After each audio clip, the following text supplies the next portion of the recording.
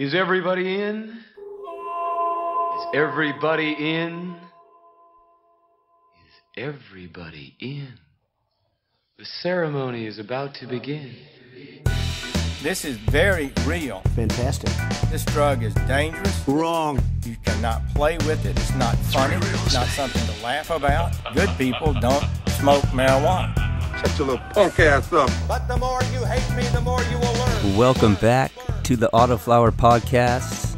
I'm your host, Chad Dulaney. Thank you so much for joining me here once again. We're going to be chatting this week with Green75. That's his username on Instagram. And he's pretty popular for mainlining or manifolding autoflowers, however you like to, whatever term you like to use. So we're going to chat with him and kind of go through step by step how he does it, like when he tops and things like that. And then the second half, we're going to chat a little bit about photoperiod versus autoflower, because he grows both. Actually, he grows both side by side in identical tints with pretty much identical lights. And so it was a good chance to kind of pick his brain on what he thought about the comparisons. So before we get into that, I just want to give a shout out and welcome the new Patreon members, Gorhoff, Adam, Clarence, and Bob. Bob is actually his cat's name, come to find out. But you know what, man? We're going to roll with Bob. All right? So welcome, you guys. Thank you so much for your support. Allow me, as always, before we get into the conversation with Green75, to remind you to follow the podcast on Instagram at Autoflower Podcast. You can like the Facebook page, and you can also follow on Twitter at Autoflower Pod. So let's go ahead and get right into this conversation.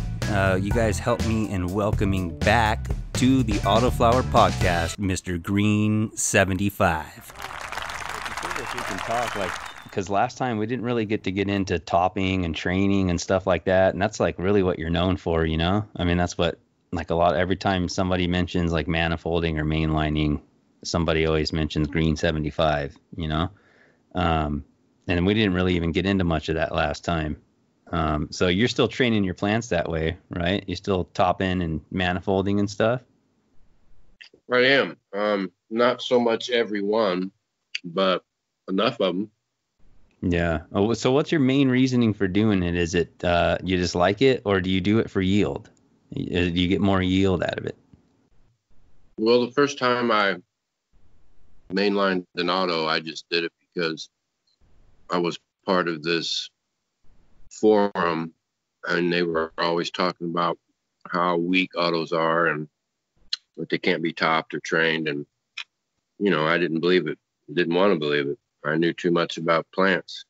So I ordered some and topped and trained away with much success.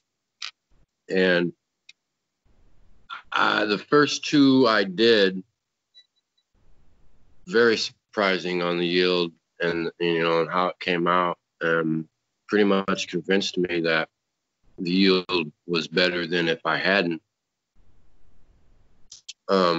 There's just something about it, man. It makes it stack on bud sites and nodes, and just makes it go crazy. Yeah. So when are you typically topping then? Are you doing like the general second or third node? Like take us through like your, like, so if you sprout a seed, I mean, how long is it before you're topping it? And when you do, how do you top it? You just pinch it, or you cut it with, like, you know, medical sterilized stainless steel scissors and shit? Oh, hell no. The day is pretty much different every time. You know, I'll pop a seed, it'll come up, and usually around 3 days, or between 3 and 5 days, I'll feed it full strength and then let it sit, you know, for a couple days till that dries out. And then as the nodes come in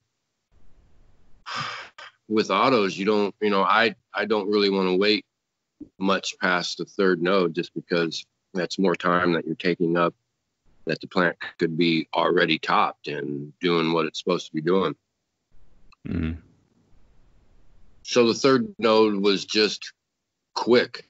I mean, it usually happens between, I've had it as early as 9 days.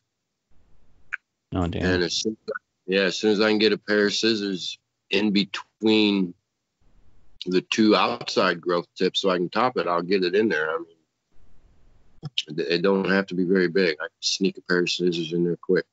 Mm-hmm. And then, so if you're topping, like, let's say you top, so do you ever top after the second? I've topped at the second for sure. Yeah. And then, so like, if you top at the second or even at the third, do you remove all the lowers underneath? I do. And so the reason for that is because you're trying to create like two main branches, right? So if you remove those lowers underneath, what is that doing? Is it like sending all the energy to the other parts of the plant so it'll grow faster, you think? Well, that's just leaving one main line for the nutrients to travel. You know, it goes up about an 1.5 inch little stalk, and then it spreads out through that main line you created. It's pretty much evenly dispersed. Mm-hmm. Once those start growing out, what do you like? Just kind of describe what you do. Do you just start pretty much training them right away, or do you let them kind of grow out for a week and then start bending it down, or how do you do that? Well, as soon as I top it, what's left is just 2 little growth tips on each side. And if I can get a tie down on them, even if they're like, 3/16 of an inch tall, if I can get a tie on them, I will, because that's the easiest point to get them flat. Mm-hmm. To where when you're done, it's like a T. And yeah. Then it'll, the next day, the end will have grown out a little bit and start peeking up, pointing towards the sky, the light, what have you. And then just keep doing that process. Every time it grows and the head stands back up, tie it back down. And then when new growths come out the side, tie them down. Makes everything level, even. No one's got to fight for light. Pretty simple. Mm-hmm. And then, so when you tie them down, so let's say it comes out, it's like 1/2 inch long, 1/4 inch long, you tie it down, and then it grows, another 1/4 inch, 1/2 inch. Do you use a new tie down, or do you just take your old one and like pull it up and move it and stick it back in? I'll use a new one, because you'll need to keep the old ones in until that plant and that stalk and stem hardens over to where it won't move once you take it off. Oh, okay. It makes sense. Yeah, it does. Yeah. Do you end up taking them off, or you just leave them on there? It just depends. It just depends on how many I had in there. If you leave them in there, the stem, stalk, it'll start growing around them, which is no big deal.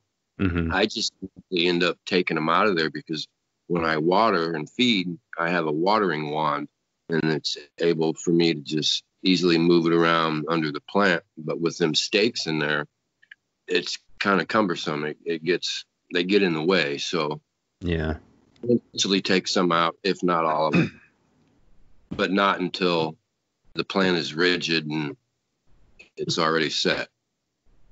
Yeah. Yeah, that makes sense. Yeah, there's something that's like when they're, because when they're still young, like that stuff still bends, dude, like the branches and stuff. So that makes sense. Because if you just pull it out and then move it, that part that you used to have tied down, it might start bending upwards or downwards and getting all funky. It'll bend upwards, and then it'll pull your end out of your. Right. Yeah.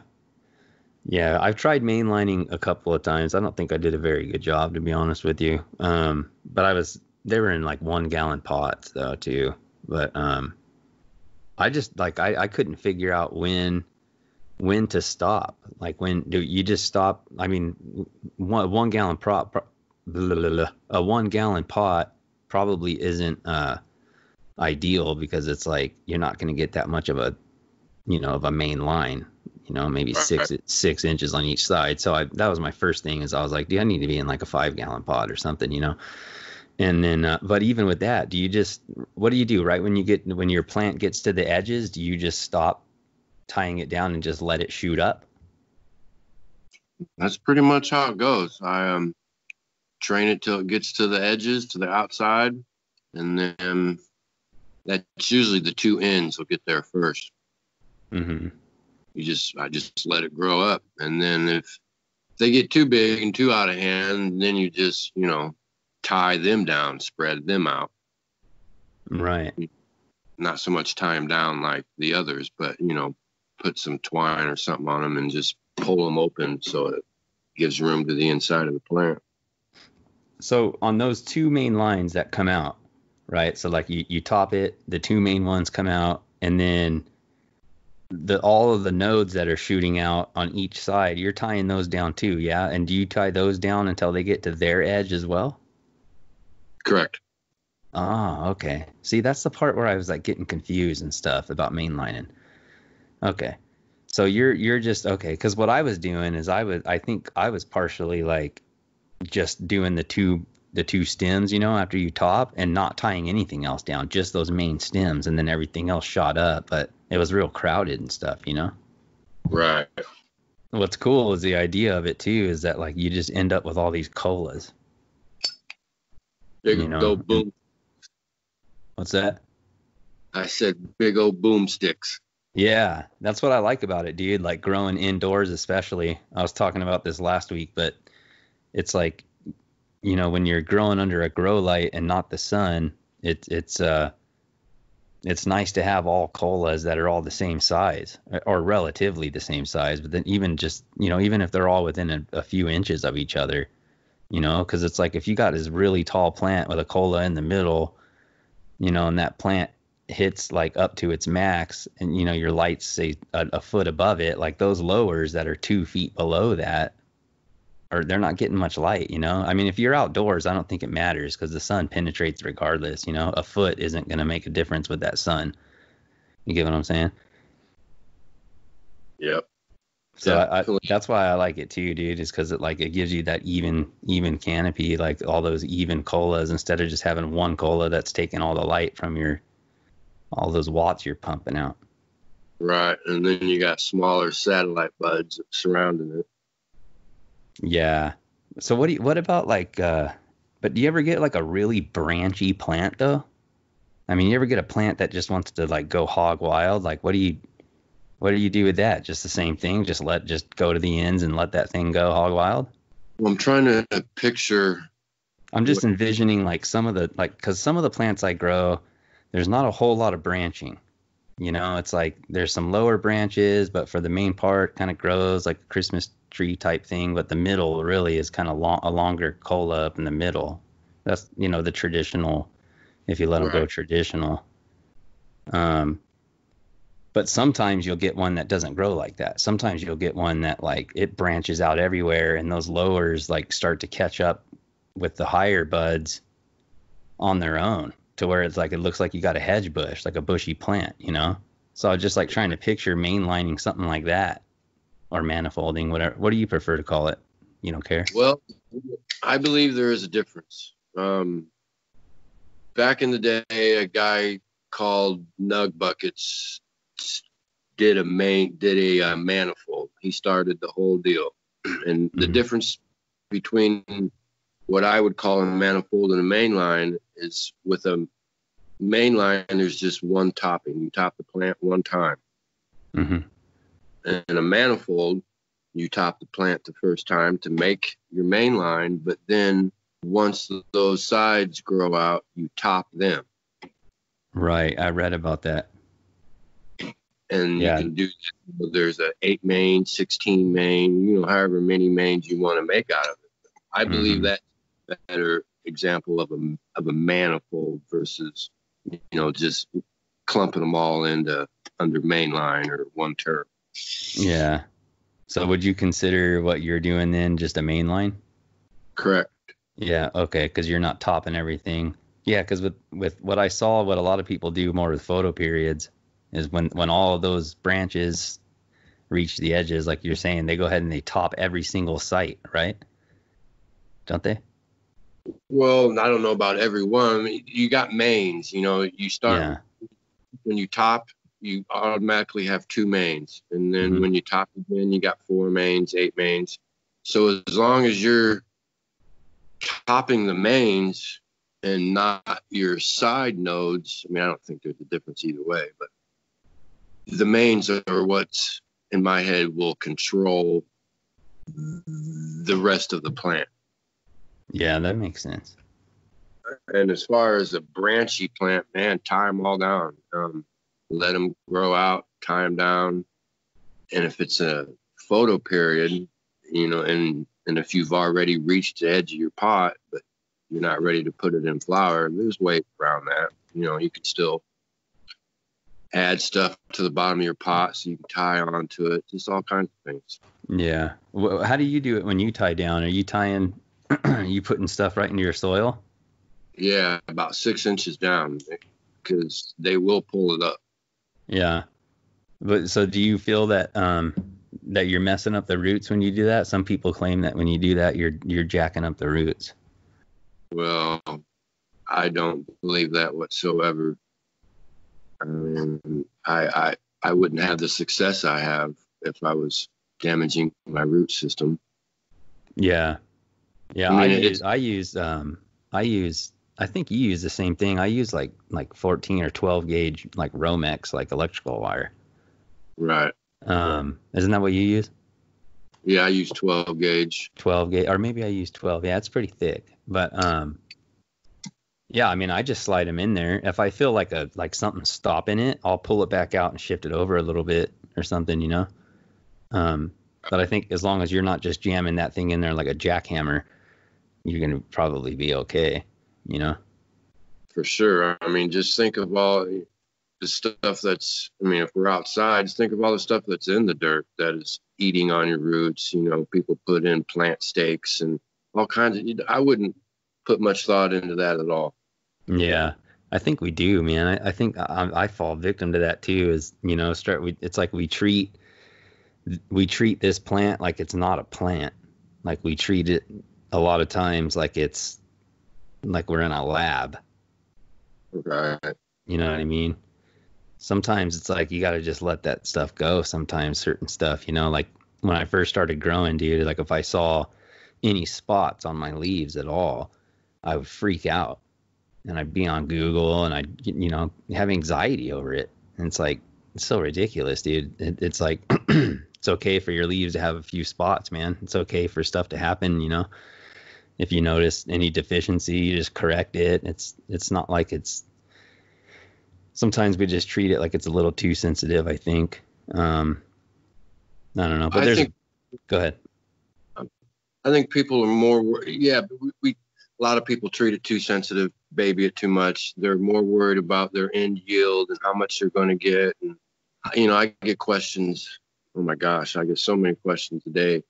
People want to know what their yield's going to be with this setup, what their yield's going to be with this kind of plant, and it's, I haven't worried about that since probably my first year of growing. It's a weed. It's very vigorous. It'll grow. It'll come back. They're very hard to kill.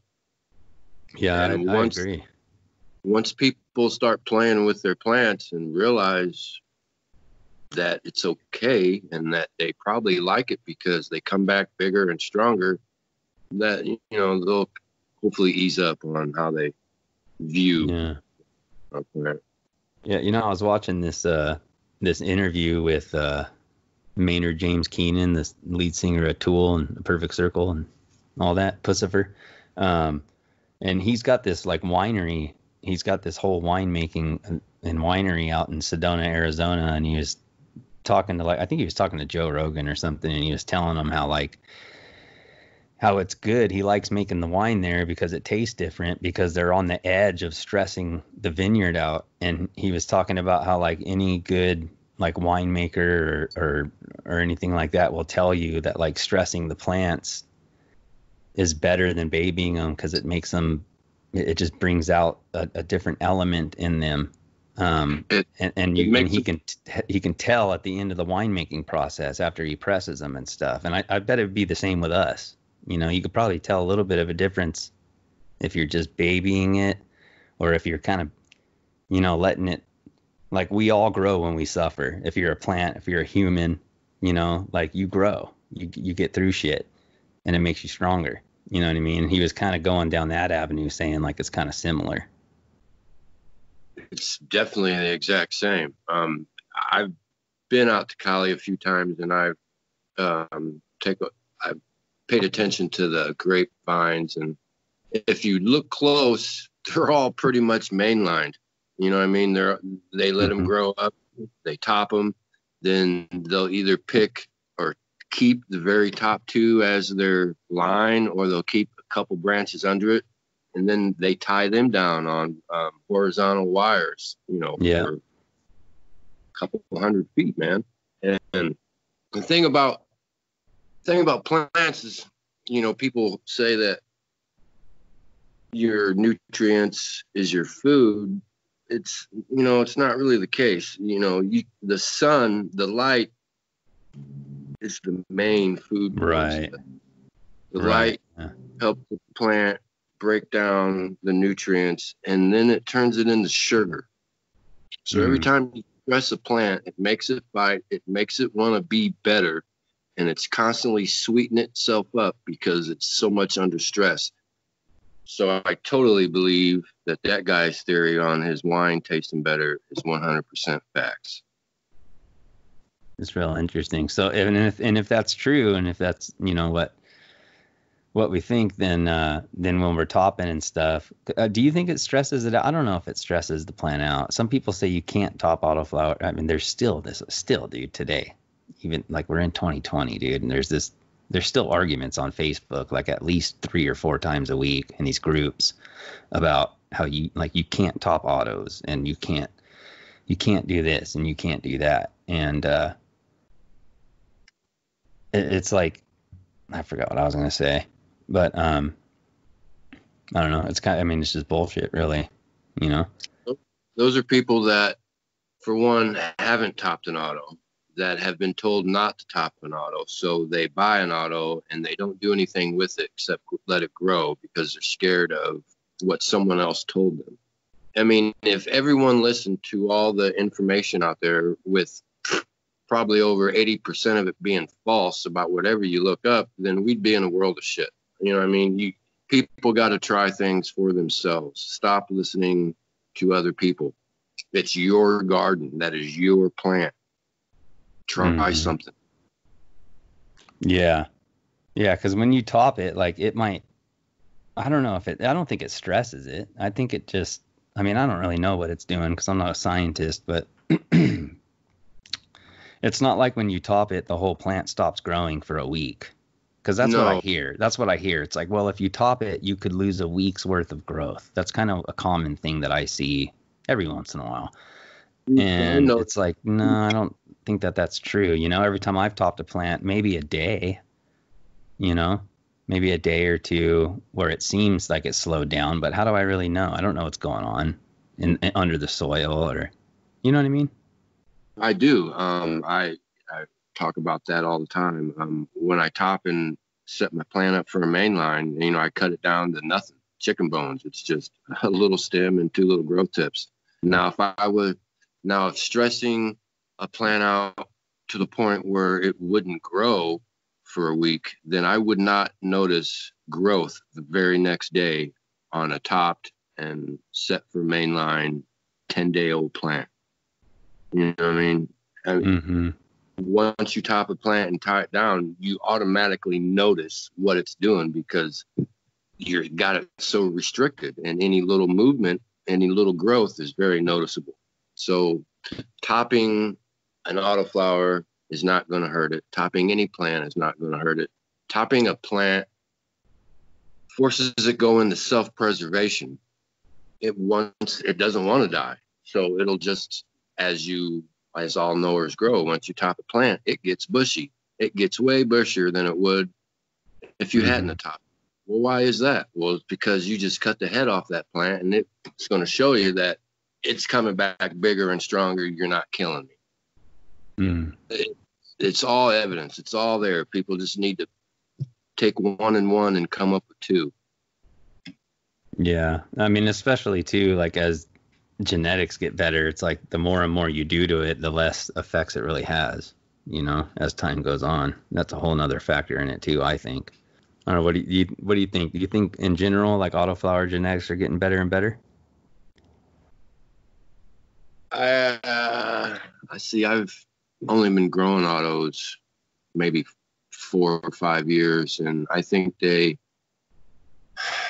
I haven't really noticed much of a difference in the past couple of years. Yeah. Of course, yeah, because I'm not saying that off. I'm so full of it. I'm not saying that off experience. I'm just saying that off of research, off of what I'm told and what I read online. Now they had, if we're talking 20 years ago, man, they've come, from what I've read, they've heaps and what's that saying? Leaps and bounds from then. They were all small and not very potent, but as you breed and back breed for traits, it all gets better. Yeah. So when you got everything, like when you lay your two mains down and then your branches like reach their sides, even those side branches that are coming off those nodes, like they sometimes create their own little nodes. You know what I mean? Do you clip those off or do you let those grow straight up? Or are you even tying those down as well? I tie it all down.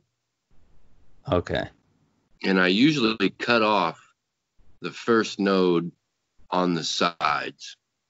Mm-hmm. Just because they don't ever really amount to much. Like the two that are the closest to the middle, you mean? Like the first ones that grow out? Yeah, you'll top a plant and you got your two ends. And then once those get bigger, they'll grow their own branches. Right. And then those branches will grow their own nodes. I cut the first set of nodes off of the side branches. Okay. Is that just so you don't have too much crowding in the middle there? What do you do that for? I first noticed that they never really got big. They never really grew as tall as everything else. They just kind of hung out there in the middle and did nothing. So I got to cutting them off and then noticed how more open it left the inside of my plant, which was what I'm after anyway. I think you should be able to see through your plant at all times. Now, don't get me wrong. I'm pretty lazy, so you're not going to always be able to open my tents and see through my plants. But light and air on the inside of your plants is just as important as on the outside of your plant. Yeah. What do you mean you should be able to see through it? Like if you look from the top down, or are you talking about?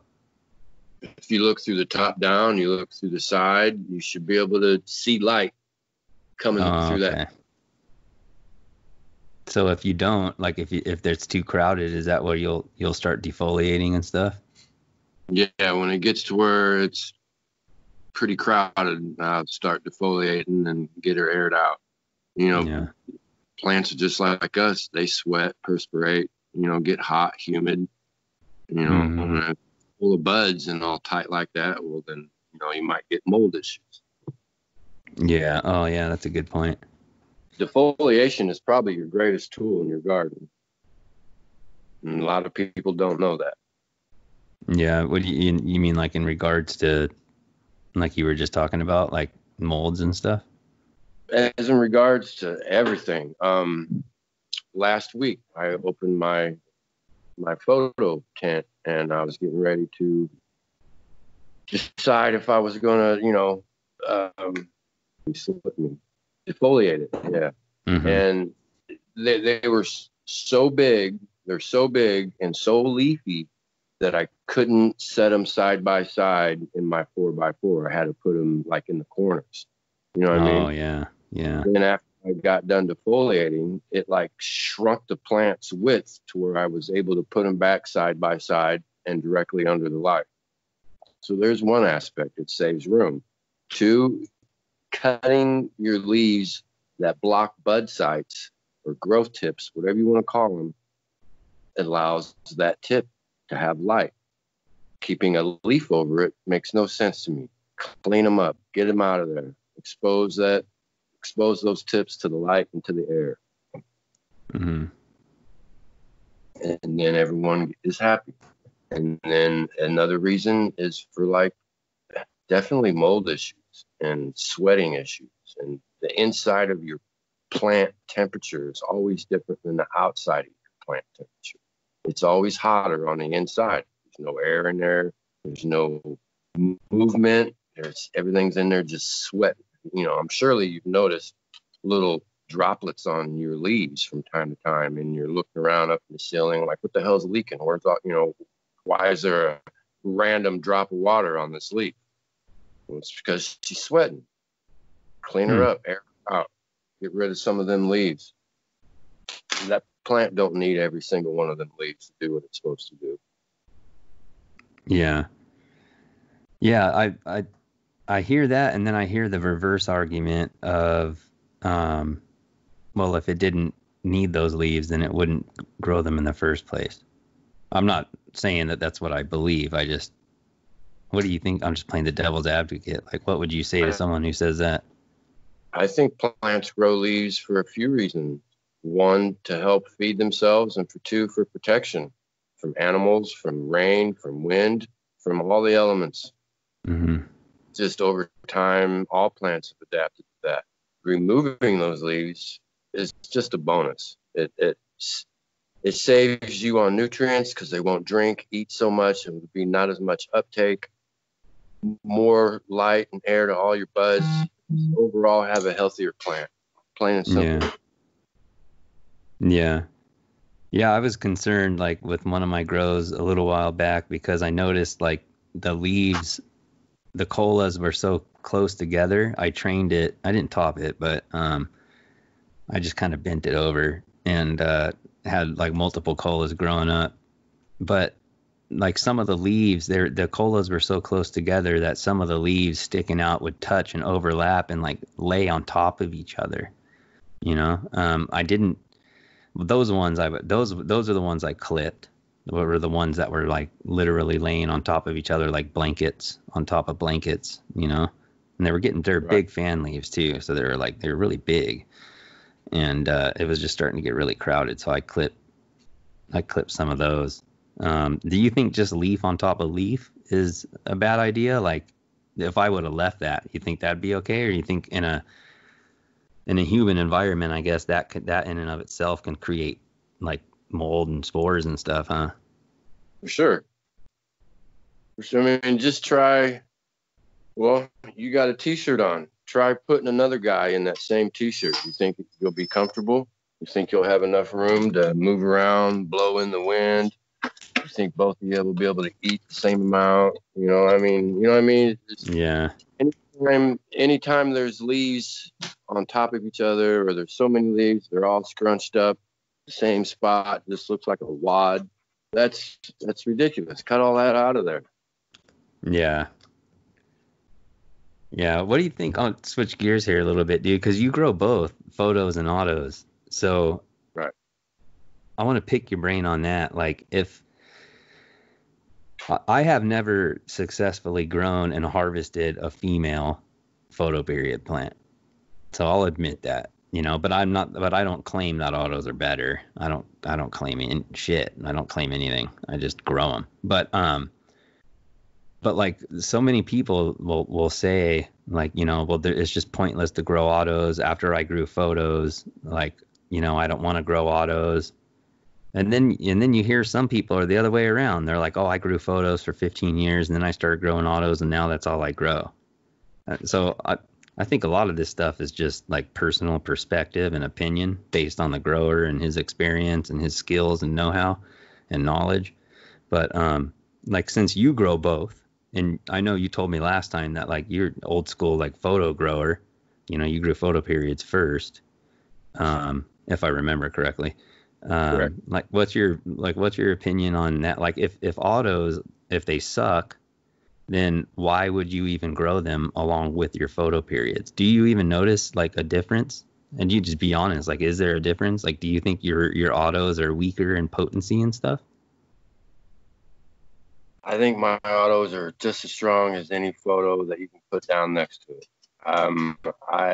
people that smoke my pot that don't know that I grow, they got no idea that it's an auto. I mean, as far as they're concerned, it's weed. They get high, they get stupid high. They tell me how awesome it is, and then they want to buy some. So people that don't grow autos, or have maybe you've only grown one, and for some stupid reason it went bad, it's not the auto's fault. It's just you didn't get enough time in to see what's really going on.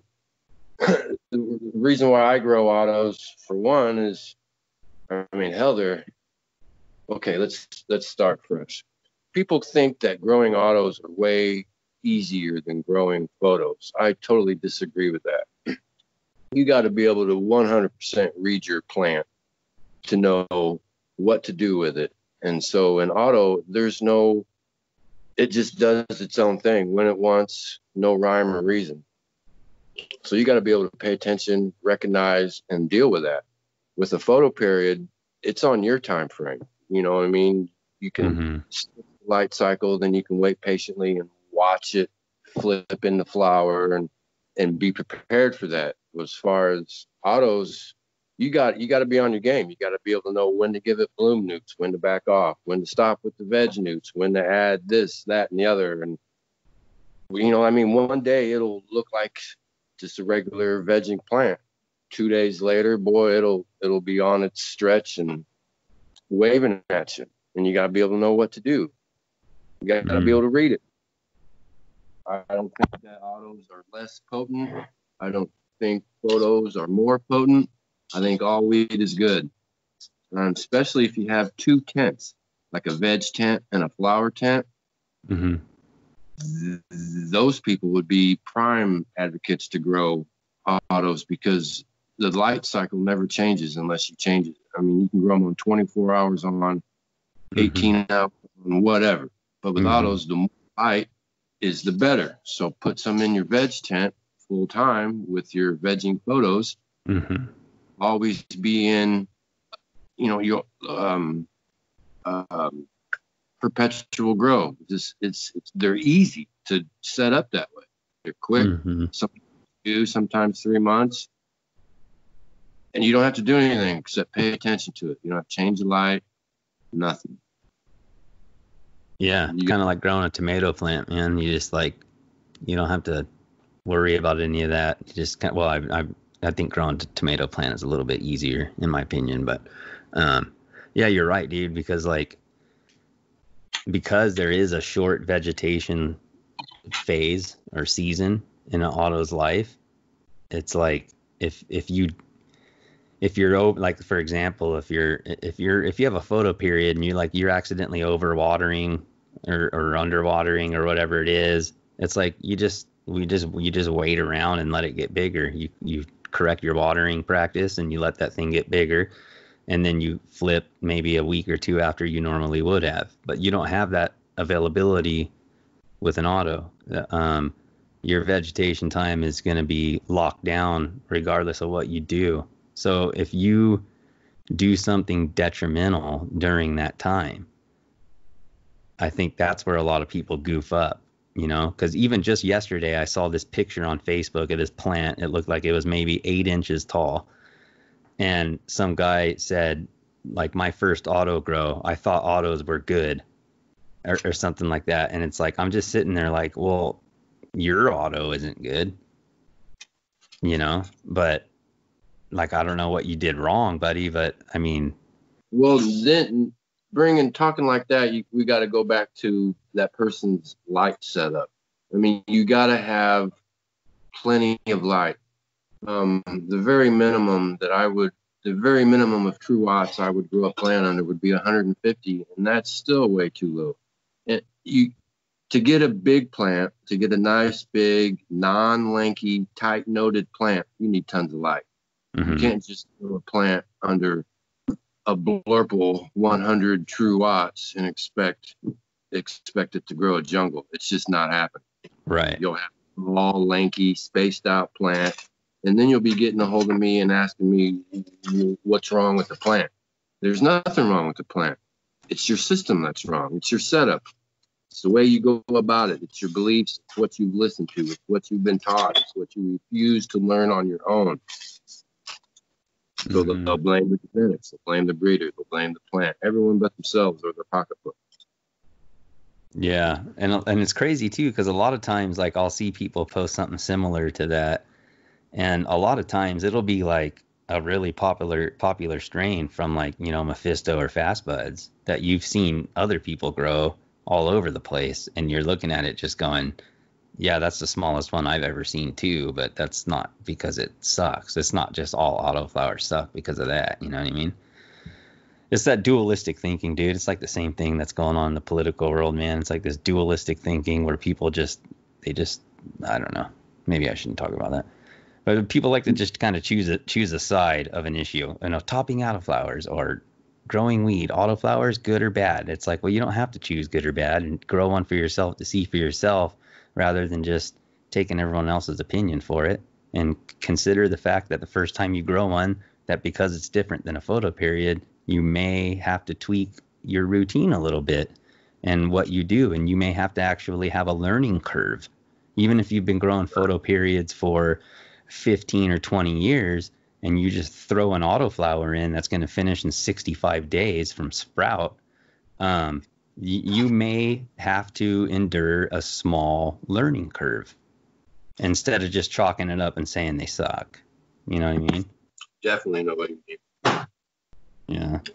It all comes down to knowing what you're doing and feeling comfortable with what you know and being able to decide. Making a decision in your garden is hard to do. I mean, because you never know. You never know the outcome. We can't see the future. So, people spend all their money on these seeds and these lights, and then they're scared to death to do anything to them, which is understandable. Yeah. You got to be able to learn. You got to be able to practice. And unfortunately, all that comes from your pocketbook, from your time. But the more you do, the more you learn, the better you'll be. I mean, plain and simple. You won't have to constantly be Googling this and that. Because why? Because you've seen that. It's happened in your garden because you were able to make a decision on something and see the outcome of it. Yeah. So what about, like, as far as yields? Like, are you? I mean, see, that's a whole nother thing too. Is like you can't. Sorry, I'm getting tongue twisted. I was going to ask you something, but it's like you almost can't even ask that. Like when someone says, well, do they yield as much as photo periods? It's like, well, that's not even really a legitimate question, in my opinion. It's like, well, what photo period? Like, how long are you vegging it for? If you veg a photo period for 6 months and then flip it, well, hell no. Autoflower is not going to be that big. You don't see 15-foot autoflower trees on the sides of mountains like you do these photo periods that people grow forever and huge, and they're all on steroids and stuff. So I don't even, like, to me that question it's a kind of a loaded question. But for you and your general setup, I mean, you're probably getting more off your photo periods, huh? But if you do, is it because you veg them out longer, like from start to finish? Let me back up. Let me say it this way. If I get a photo period seed and I put that thing in the soil and I only veg it enough to make its entire lifespan 90 days, is that photo period plant still going to be bigger than an autoflower that would finish in 90 days? Ooh, good question. You get what I'm saying? Oh, yeah.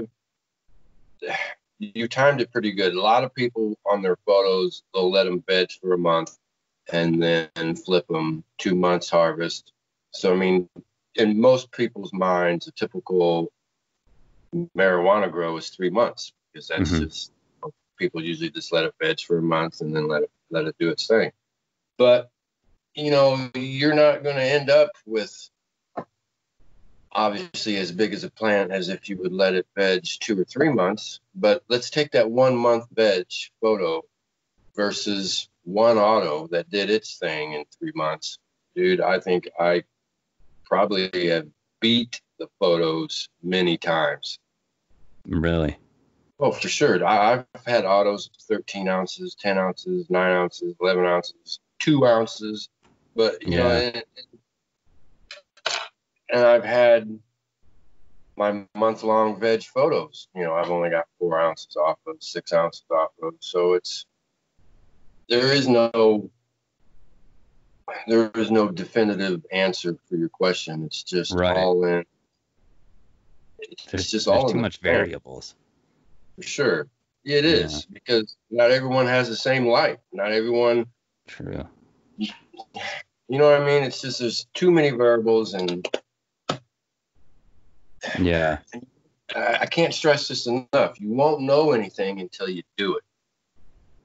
Yeah. Yeah. I've said on the podcast before, it's like you can read a manual all day on how to operate like a pizza kitchen at, Domino's, but until you actually get in there and throw the apron on and start doing it, dude, that's when you're going to learn. Yeah. You learn and come up with your own techniques. Come up with your own techniques, how you want to throw that cheese on, and how you want to, do 3 at a time instead of 2 at a time, so you can be more efficient, or, you know what I mean? Like, everyone just builds their own technique, whether you're making pizzas or whether you're, growing weed, it doesn't matter. Everyone, you take the basics and then you build your own technique off of that. You know what I mean? That's what I do anyways. I think coming up with your own style is inevitable. I mean, everyone does everything different. And so, I got some buddies that grow and they do shit way different than I do. But, it works for them. It's, makes them happy. They get weed to smoke, and to hell do I care? Every grow, every garden, every person's different. Every plant, every gene, every breeder's different. Yeah. Nothing consistent. I bet when you sit down and smoke some of theirs with them, I bet you're not probably complaining about how horrible it is. Oh, hell no. You know what I mean? And that's what matters, is the end result, dude. For sure. The guys that are in my tight little grow circle all grow phenomenal weed. So you can never take that away from them. Just in different ways. Correct. That's cool. That's what it's all about right there, man. That's cool. Yeah, I like that. Is that plant that was out in your front yard, was that last year, or is that this year? I got one going now that's... Yeah, the one out in your front yard? Well, the one that last year's plant was just on the other side of the fence of my front yard. It looked like it was in the front yard. Oh, okay. The one I had to cut in half? Yeah. No, not that one. I was thinking, what's the one you got going right now? The one I got now is a Bruce Banger. Bruce Banner. Yeah, that's what it was. Banger. That thing's looking pretty good, dude. Dude, I like the looks of that plant. That plant, when you started showing pictures of that thing, I was starting to itch to grow something like that. Just those big, beautiful looking leaves on there and stuff. But that could be in an autoflower form as well. It's not just because it's a photo period. I just thinking it's just a good looking plant regardless of what it is, Right. Do you prefer outdoor over indoor, or vice versa, or you don't care? No, I hate growing outside. Yeah, I'm starting to get that way. Why? Why do you hate it? Fuck. You can't control nothing. The only thing you can control is, you can't even control when it gets watered because of rain. The only thing you can control is cutting the leaves off it. That's about it. The bugs, even if you bug spray the shit out of it, you're still going to have bugs. They're still going to do a little damage until they realize that, it's poison. Get the hell out of there. There's mold. There's getting cross-pollinated from whoever else is growing outside.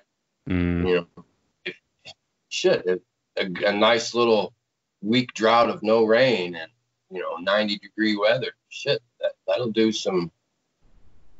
stress the plant out, make it wilt, make it look completely like shit. Yeah. So you don't even water that thing, dude? You just let the rain water it? No, I give it at least 5 gallons every day. Oh, do you really? Yeah, sometimes I'll give it 20. Damn. You think you're going to get a pretty big yield off that? Dude, I think I am. Yes. I want to stay around 3 to 4 pounds.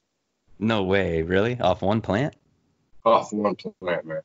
Damn, dude. That's amazing. What's your biggest harvest to date? Off of one plant? Yeah, off of a single plant. Well, that'd be my outside plant last year, my Jack Hare that I grew and had to cut in half because it got so tall. Yeah. Uh-huh. I cut that thing in half and still got 23 ounces off of it. Dang, man. That's crazy. It was the most solid rock buds, super dense. Oh, that's a good strain, too. And it had the biggest cola that I've ever seen, touched, smelled, played with, ever. It was just huge. Played with. That's funny. Yeah, that was a good looking plant too, dude. I favor the sativa though, man. I just love Jack Hare. I like that strain in general. Even stuff that it's crossed with is always, anything I ever have like that is good. Partial to that strain. That was my first time growing it. No, it wasn't really. Yeah. So how big is your photo plant? How big is your photo tent? Is it the same size as your auto tent? Yeah, they're both 4x4 by 7. Oh, okay. And then do you have the same lights in each one? Well, kind of. In my auto tent, I got the S1000 by Easy Grow Lighting.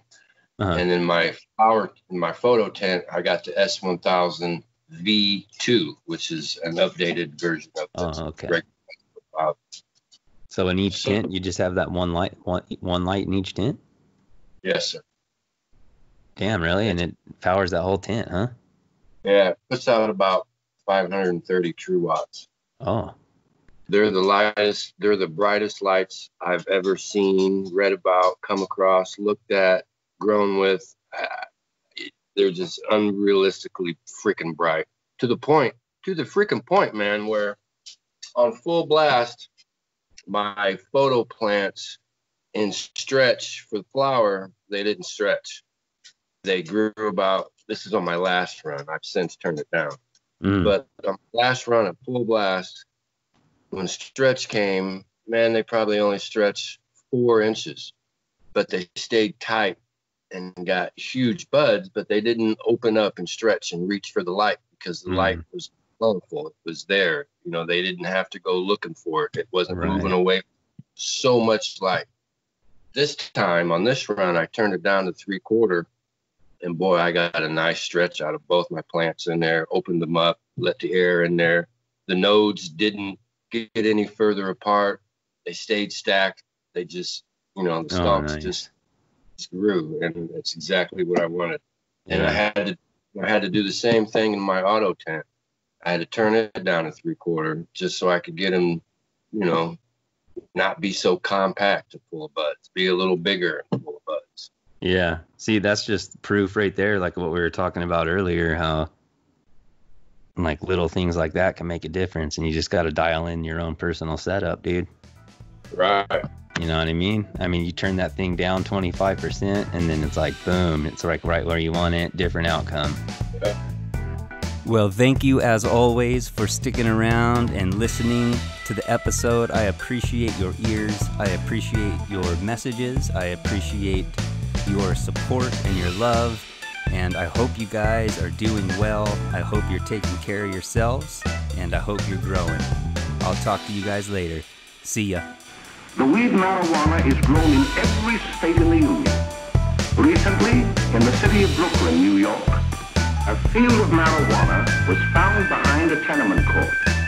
The weed was here being cultivated, regularly stripped and dried and sold in schools and at government army posts in and around New York. The dried leaves and berries are ground up and made into cigarettes by a simple hand machine. The deadly narcotic is thus quickly and easily prepared for its market.